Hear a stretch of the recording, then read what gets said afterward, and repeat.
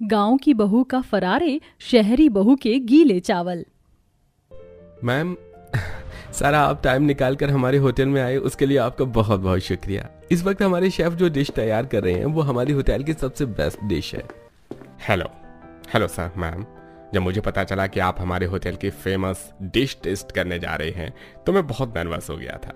मैंने काफ़ी मेहनत करके हर बार की तरह इस बार भी इस डिश को बेहतर से बेहतर बनाने की कोशिश की है। यह हमारे होटल की सबसे फेमस डिश दम बिरयानी है।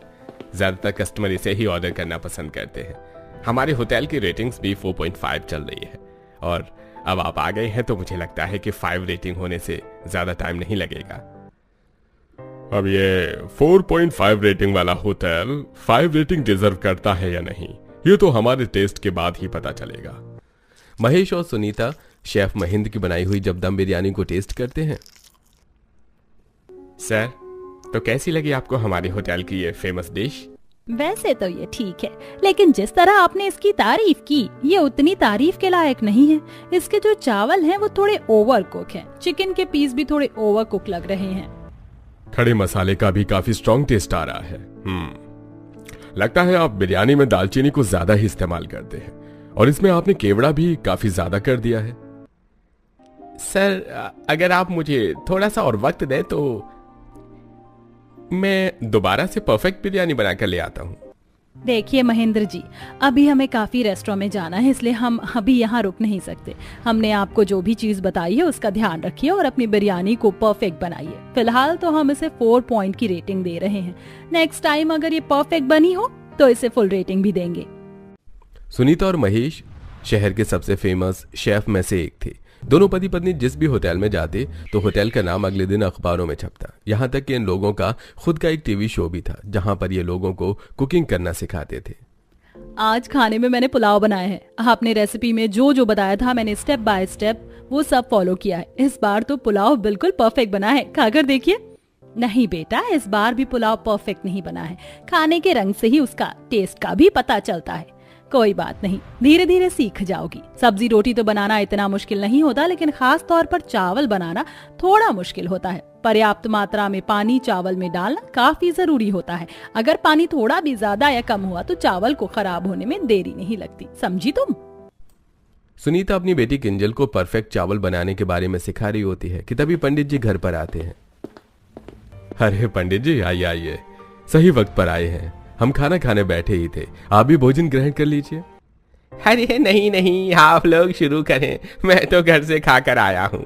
आप लोगों से कोई जरूरी बात करनी थी इसलिए इस वक्त चला आया। महेश और सुनीता अब पंडित जी के साथ हॉल में जाकर बैठ जाते हैं, जहाँ पंडित जी उन्हें कुछ लड़कियों की तस्वीर दिखाते हैं। ये देखिए, मैं आपके बेटों के लिए कितनी अच्छी अच्छी लड़कियों की तस्वीर लेकर आया हूँ। लगभग सारी लड़कियां शहर की हैं, लेकिन ये लड़की गांव की रहने वाली है। गीता नाम है इसका। एक बार मैं मिल भी चुका हूँ, काफी अच्छी है। वैसे मुझे पता है कि आपको गांव की लड़की पसंद नहीं आएगी, लेकिन फिर भी मैं आपको उसकी तस्वीर दिखाने के लिए ले आया। पंडित जी, गांव की लड़कियां तो शहर की लड़कियों से बेहतर होती हैं, घर के कामकाज में भी और खाना बनाने में भी। पंडित जी, आप इस लड़की के माता पिता से बात करिए, हम जल्द से जल्द इन लोगों से मिलना चाहेंगे। पंडित जी गीता के माता पिता को इस बारे में बताते हैं और कुछ दिनों में दोनों परिवारों की मुलाकात होती है। हमें तो लड़की पसंद है, लेकिन कुछ सवाल हैं हमारे। घर के कामकाज के लिए तो हमारे घर में नौकर है, लेकिन खाना घर की बहू बनाए तो वो बेहतर है। आप लोगों को पता ही है कि हम कितने बड़े शेफ हैं, इसलिए हम चाहते हैं कि हमारी होने वाली बहू भी खाना बनाने में माहिर हो। अरे आप इसकी फिक्र मत करिए, मेरी बेटी तो एक से एक पकवान बनाती है। रोटियां फूली फूली, सब्जी ऐसी कि इंसान 4 से 5 बार मांग कर खाए, और चावल इतने फरारे कि बस देखते ही रहें। फिर तो और क्या ही पूछे हम। हमारे घर में ज्यादातर सभी को चावल पसंद है। अब आपकी बेटी जब खाना और फरारे चावल बनाती है तो फिर क्या ही परेशानी। हमारी तरफ से तो रिश्ता पक्का समझिए। सुनीता और महेश गीता को शगुन देकर रिश्ता पक्का कर देते हैं और अब इसी तरह कुछ दिन गुजर जाते हैं। दोनों पति पत्नी टीवी शो पर लोगों को कुकिंग क्लासेस देने के बाद शेफ ड्रेस में जब घर लौट रहे होते हैं कि तभी महेश को गाड़ी में एक कॉल आता है। अरे महेश, कैसा है मेरा दोस्त? तू तो मुझे भूल ही गया। अरे जगन्नाथ, तू देखा, मैं तेरी आवाज से पहचान गया। कैसा है? कितने सालों बाद कॉल कर रहा है? तुझे मेरा नंबर कहाँ से मिला? अरे बस मिल गया। आए दिन तेरे और भाभी जी का कुकिंग शो देखता हूँ। अब तो मैं यहीं राजेंद्र नगर में शिफ्ट हो गया हूँ। कौन से ब्लॉक में? वो क्या है ना, हम भी इस वक्त राजेंद्र नगर में ही हैं। जगन्नाथ महेश को अपना एड्रेस बताता है। महेश बताए हुए एड्रेस से काफी पास होता है, इसलिए अब वो सीधा अपनी पत्नी के साथ अपने सालों पुराने दोस्त जगन्नाथ से मिलने के लिए जाता है, जहां वो जगन्नाथ की बेटी शेफाली से भी मिलते हैं। तुमने तो काफी बढ़िया चाय बनाई है। वैसे खाना भी बना लेती हो या सिर्फ चाय बढ़िया बनाती हो? भाभी जी, आप लोगों की तरह मैं भी शेफ हूँ लेकिन बस काम के सिलसिले में काफी लंबे समय के लिए उड़ीसा चला गया था, तो इसलिए आप लोगों के जितना फेमस शेफ नहीं बन सका। लेकिन मेरी बेटी एक से एक बढ़िया खाना बनाती है। सुनीता को शेफाली पहली नजर में भा जाती है और जब अब दोनों पति पत्नी गाड़ी से घर लौट रहे होते हैं तो मुझे तो शेफाली काफी अच्छी लगी है, और तो और वो शेफ की बेटी है तो खाना भी बढ़िया ही बनाती होगी। अपने संदीप का तो रिश्ता हमने कर दिया है, तो क्यों ना लगे हाथ राजेश का भी कर दे। हाँ, मेरे मन में भी यही बात चल रही थी। सालों पुरानी दोस्ती अगर रिश्तेदारी में बदल जाए तो हर्ज ही क्या है। महेश इस बारे में जगन्नाथ से बात करता है और जगन्नाथ को भी कोई ऐतराज नहीं होता, और देखते ही देखते अब संदीप और शेफाली का भी रिश्ता तय हो जाता है। और कुछ समय में सुनीता और महेश के गांव और शहरी दोनों बहू का साथ में गृह प्रवेश होता है। और कुछ दिनों बाद जब सुनीता अपने कमरे में बैठी होती है तो माँ जी, आज मेरी पहली रसोई की रस्म है, तो क्या क्या बनाना है? बहू, जब रस्म तुम्हारी है तो खाना क्या बनाना है ये भी तुम खुद ही सोचो। मुझे उम्मीद है कि तुम जो भी बनाओगी अच्छा ही बनेगा। अपने शेफ सास ससुर को तुम निराश थोड़ी ना करोगी। अब गीता अपनी पहली रसोई की रस्म के लिए रसोई में आती है। जब ये लोग मुझे देखने के लिए आए थे तो इन्होंने कहा था कि इन्हें चावल बहुत पसंद है। एक काम करती हूँ, पुलाव और बिरयानी बना लेती हूँ और मीठे जर्दा, सब खुश हो जाएंगे। गीता बड़े से बर्तन में ढेर सारे चावल पानी में भीगने के लिए डाल देती है, तो वहीं दूसरी तरफ बिरयानी और पुलाव के लिए प्याज मिर्च और ढेर सारे मसाले साफ करती है। तो वो एक तरफ गीता बड़े से बर्तन में जर्दा बनाने के लिए रख देती है। जर्दा तो बनने वाला है, मैं जब तक बिरयानी और पुलाव की तैयारी भी कर लेती हूँ। गीता बड़े बड़े 2 पतीले लेती है जिसमें वो बिरयानी और पुलाव बनाती है। कुछ देर में गीता तीनों चीज बनाकर तैयार कर देती है, और जब सभी को खिले खिले पुलाव, बिरयानी और मीठे में जर्दा परोसती है तो बाहू, सच सच बताओ कि ये तुमने बनाया है या किसी 5 स्टार होटल से मंगवाया है? कितनी अच्छी खुशबू आ रही, दिखने में भी बेहतर है, और तो और चावल भी कितने फरारे खिले खिले हैं। इसका मतलब तुम्हारे घर वाले बिल्कुल ठीक कह रहे थे, लेकिन अभी भी टेस्ट करना बाकी है, उसके बाद ही अच्छे रिजल्ट का पता चलेगा। अब सब खाना खाते हैं।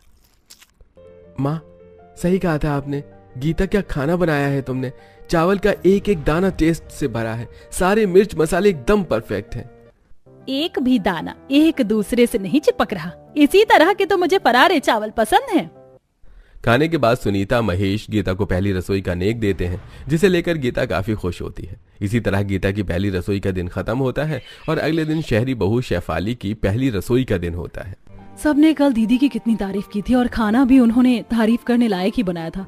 कल को देखकर तो मुझे यकीन ही हो गया है कि मेरे ससुराल वालों को चावल से कुछ ज्यादा ही प्यार है।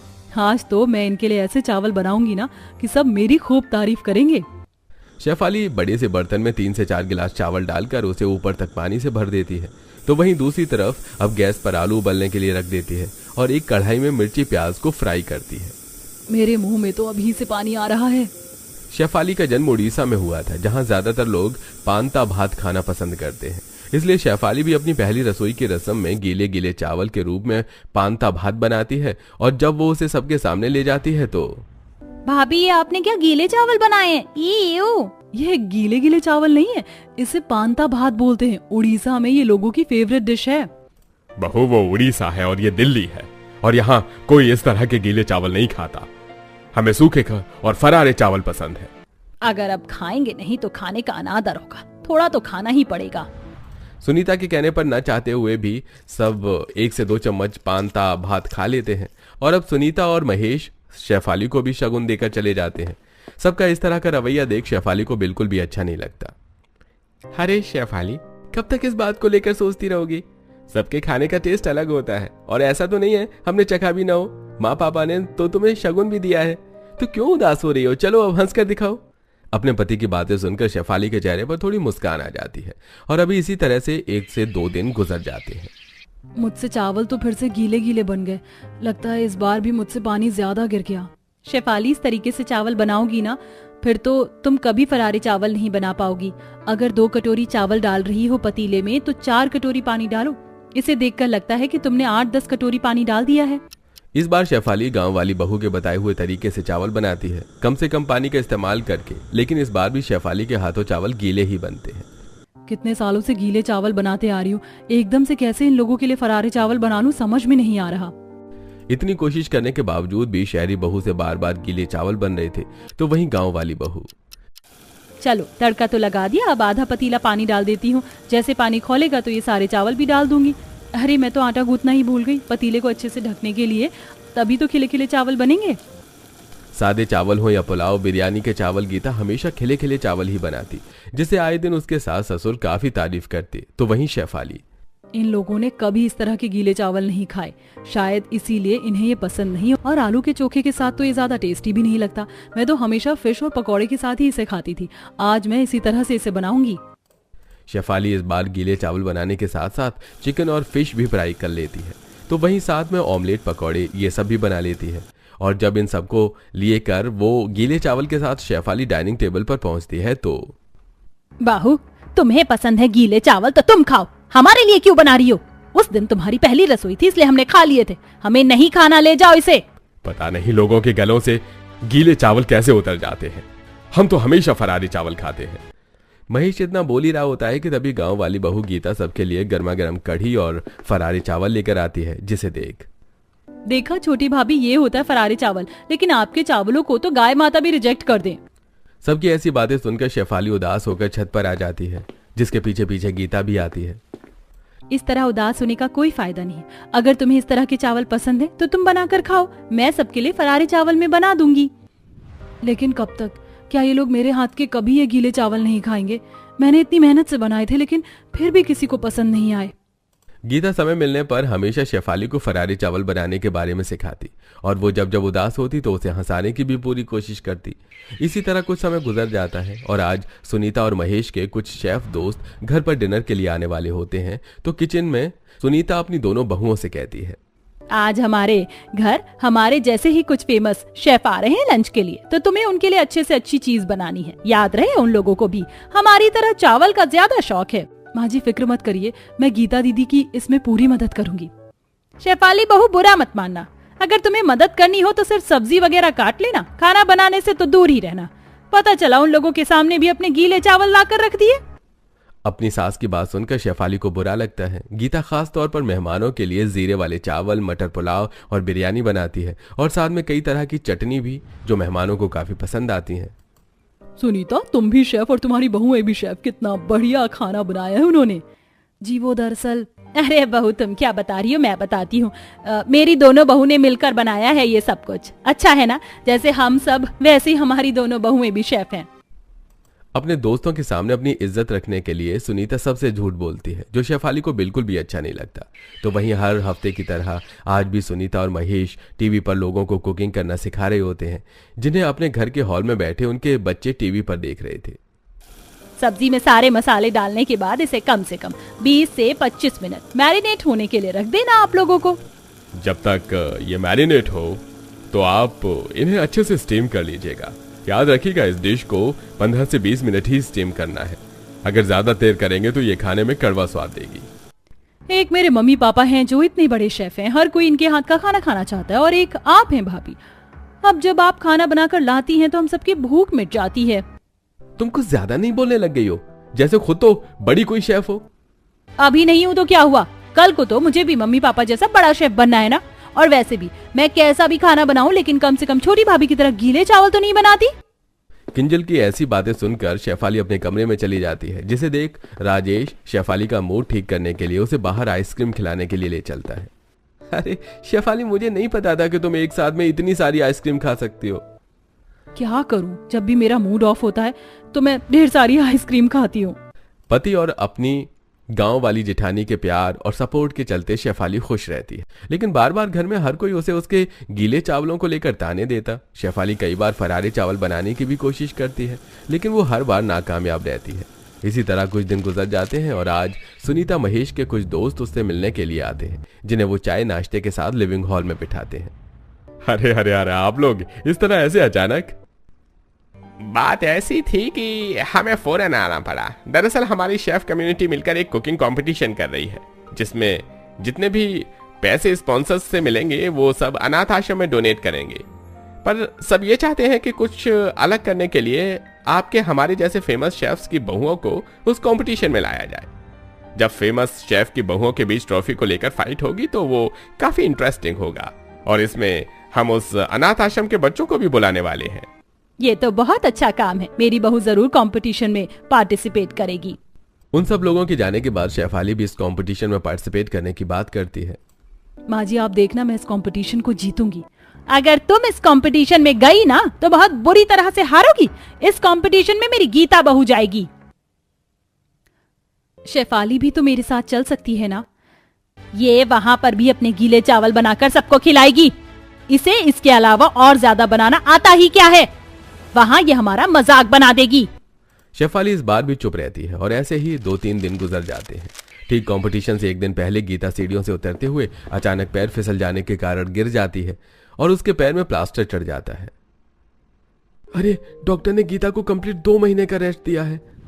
गीता बहू, तुम परेशान मत हो, जल्द से जल्द ठीक हो जाओगी। लेकिन अब कंपटीशन का क्या करें जी, हम इतने फेमस शेफ हैं। अगर हमारी बहू इस कंपटीशन में नहीं होगी तो न्यूज वाले तो बस बातें बना देंगे। अरे कुछ ना कुछ तो करना ही पड़ेगा। गीता बहू न सही तो शेफाली बहू को ही अब इस कंपटीशन में भेजना पड़ेगा। सिर्फ अपनी इज्जत की खातिर न चाहते हुए भी सुनीता और महेश शेफाली को कंपटीशन में पार्टिसिपेट करने की परमिशन दे देते हैं। कंपटीशन का दिन आता है और अब दोनों सास ससुर भी 3 और फेमस शेफ के साथ बैठे होते हैं। पहले 2 राउंड में अलग अलग इंग्रेडिएंट के बाद फाइनल राउंड में आप सबको दिया गया है चावल, जिसे आपको कुछ हटकर और अलग बनाना है। क्या ही हटकर अलग बनाएगी, इस बार भी अपने गीले चावल बनाकर रख देगी। हो गई हमारी बेइज्जती लोगों और मीडिया में। चावल से यूनिक चीज तो पांता भात बन सकती है, क्योंकि यहाँ के ज्यादातर लोगों को इस बारे में पता ही नहीं है। माँ जी पापा जी तो कभी नहीं चाहेंगे कि मैं ये बनाऊं, लेकिन आज मैं किसी की नहीं सिर्फ अपनी सुनूंगी। अपनी जेठानी और पति के सपोर्ट को याद करते हुए शेफाली उन चावलों से पांता भात बनाती है। जब बाकी कॉन्टेस्टेंट के लोग चावल के पकौड़े, चीला और भी कई तरह की चावल की बनी चीजों को खाने के बाद जज शेफाली का पांता भात खाते हैं तो बाकी कंटेस्टेंट ने बस वही बेसिक चीज बनाई जो आए दिन हम लोग खाते रहते हैं, लेकिन आपने सबसे अलग चीज बनाई है, पांता भात। ज्यादातर लोगों को इस डिश के बारे में पता ही नहीं होगा। ये सिर्फ खाने में ही टेस्टी नहीं बल्कि हेल्थ के लिए भी काफी अच्छी होती है। तो ये आपको किसने बनाना सिखाया? इसमें आपके साथ बैठे फेमस शेफ यानी मेरे सास ससुर ने मेरी मदद की है। अगर वो लोग ना होते तो मैं कभी इसे इतना परफेक्ट नहीं बना पाती। सभी जज के वोट के अकॉर्डिंग शेफाली इस कंपटीशन को जीत जाती है और जब वो ट्रॉफी लेती है तो सारे बच्चे तालियां बजाते हैं। वहीं जब शेफाली घर आती है तो शेफाली बहू, हमने हमेशा तुम्हारे इन गीले चावलों का मजाक उड़ाया, लेकिन आज तुम्हारे इन गीले चावलों की वजह से ही लोगों में हमारी इतनी वाहवाही हुई है। तुमने उसका क्रेडिट भी हमें दिया। अपने सास ससुर की बात सुनकर शेफाली काफी खुश होती है और अब जल्दी से अपनी जेठानी के कमरे में जाती है और इस बारे में सारी बात बताती है। मैं तो जानती थी कि इस कंपटीशन को तुम ही जीतने वाली हो। देखा, जहां सभी पहले तुम्हारे गीले चावलों का मजाक उड़ाते थे तो वहीं अब तुम्हें इन चावलों ने कितना फेमस बना दिया। इसीलिए कहते हैं कि कभी अपनी कल्चर की चीजों पर शर्मिंदा नहीं होना चाहिए।